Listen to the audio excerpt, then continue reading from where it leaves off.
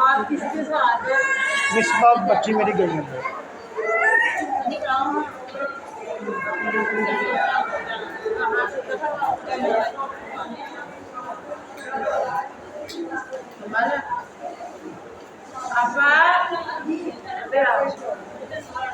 इधर आओ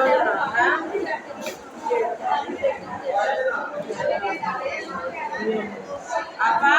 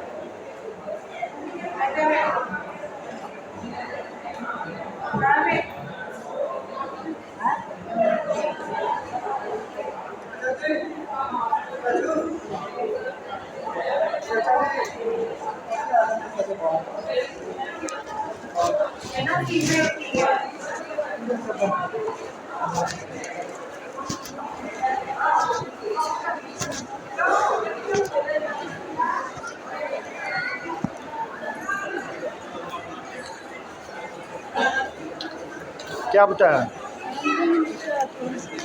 जी? ਹੁਣ ਪਿਸ਼ਾਬ ਟੈਸਟ ਕਰਵਾਉਣਾ। ਸ਼ਾਬਾਸ਼, ਇੱਕੋ ਵਾਰੀ ਨਹੀਂ ਦੱਸਦੇ ਸਾਰੀਆਂ ਚੀਜ਼ਾਂ।